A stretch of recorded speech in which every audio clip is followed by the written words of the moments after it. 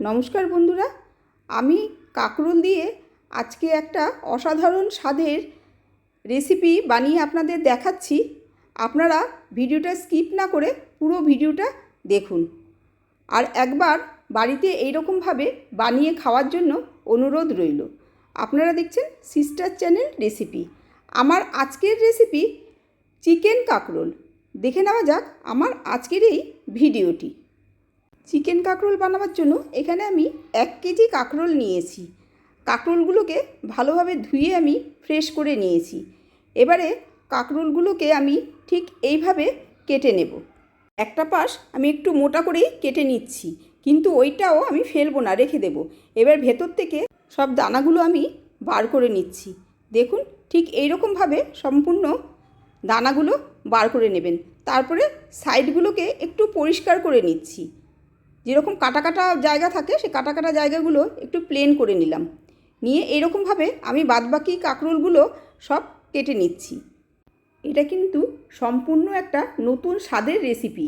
এই কাঁকরোলগুলোকে আমি কিন্তু আবারও ভালোভাবে ধুয়ে নেব। নিয়ে এই মুখগুলো যেগুলো আছে এই মুখগুলোকে আমি একটু উপুড় করে দেব। তাহলে ভেতরে যদি জল থাকে সেই জলটা আমার সম্পূর্ণ ঝরে যাবে। দেখুন, আমার সম্পূর্ণ জলটা ঝরে গেছে। এবারে আমি চিকেন নিয়েছি। এখানে আমি চিকেনগুলোকে খুব ছোট্ট ছোট্ট একদম টুকরো করে নিয়েছি। ভালোভাবে ধুয়ে একটা ঝাঁঝরিতে রেখে দিয়েছিলাম। জলটা আমার সম্পূর্ণ ঝরে গেছে। আপনারা নিশ্চয়ই দেখতে পাচ্ছেন আমি কত ছোট ছোট করেছি চিকেনগুলোকে। এবার এর মধ্যে আমি কিছু মশলা অ্যাড করছি। এখানে প্রথমে দিয়ে দিচ্ছি লেবুর রস। একটা গোটা পাতিলেবুর রস আমি এর মধ্যে দিলাম। এখানে নিয়েছি লবণ, হলুদ গুঁড়ো, গোলমরিচের গুঁড়ো, সাদা জিরে, চাট মশলা, লাল লঙ্কার গুঁড়ো। আর এখানে এই মশলাটাকে আমি একটু হালকা শুকনো কড়াইতে ভেজে নিয়েছিলাম। সাদা জিরে, ধনে, শুকনো লঙ্কা, তেজপাতা, গরম মশলা, এটাকে আমি ভালো করে ভেজে গুঁড়ো করে নিয়েছিলাম। সেই সম্পূর্ণ মশলাগুলো আমি এর মধ্যে দিয়ে দিচ্ছি।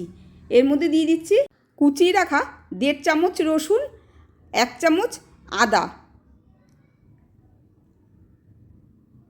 কাঁচা লঙ্কা দিয়ে দিচ্ছি 1 চামচ, পেঁয়াজ দিয়ে দিলাম 2 চামচ। এগুলো সবই আমার ছোট ছোট কুচিয়ে রাখা ছিল। 2টো ডিম আমি ফাটিয়ে এর মধ্যে দিয়ে দিচ্ছি। এবারে ভালোভাবে আমি এগুলোকে মেখে নিচ্ছি। হাত দিয়ে ভালোভাবে মাখতে হবে। আপনারা একটু সময় ধরে অনেকক্ষণ ধরেই হাত দিয়ে এগুলোকে মেখে নেবেন। এরপরে এর মধ্যে দিয়ে দিচ্ছি 2 চামচ সর্ষের তেল।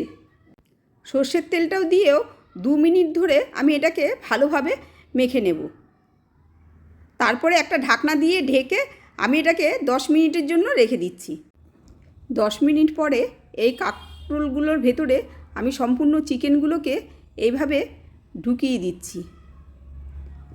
আপনারা একটু চেপে চেপে ভেতরে দেবেন, কারণ যেহেতু পেঁয়াজ আছে, পেঁয়াজটা নরম হয়ে গেলে তখন অনেকটাই কমে যাবে।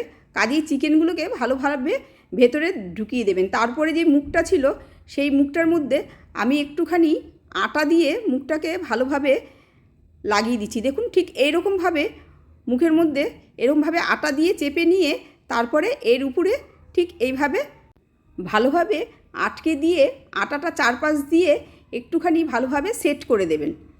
দেখুন, আমি যেরকম সেট করে দিচ্ছি আপনারাও এইরকমভাবে আটাটা দিয়ে সেট করে দেবেন। এইরকমভাবে আমি বাদবাকি কাঁকরোলগুলোকে সব তৈরি করে নেব। আমার বাদবাকি সব কাঁকরোলগুলোর ভেতরে সম্পূর্ণ চিকেনের পুরটা ভরা হয়ে গেছে এবং মুখটাও আটকানো হয়ে গেছে। আমি একটা কড়াইয়ের মধ্যে জল বসিয়ে দিলাম। এর মধ্যে দিয়ে দিলাম স্ট্যান্ড একটা দিয়ে তার উপরে কাঁকরোলগুলো একটা থালার মধ্যে রেখে এর মধ্যে বসিয়ে দিলাম। এবার ওপর দিয়ে একটা ঢাকনা দিয়ে ঢেকে দিয়েছি। 10 মিনিট পরে ঢাকনাটা খুলে নিয়েছি। নিয়ে কড়াইতে তেল দিয়ে দিলাম। দিয়ে সব কাঁকরোলগুলোকে এবার ভেজে নিচ্ছি। আমার এক পিঠ ভাজা হয়ে গেছে। এবার অপর পিঠটা আবার একটু উল্টে দিচ্ছি। খুব বেশি কিন্তু ভাজবো না, একটু হালকা করেই আমি ভেজে নেব।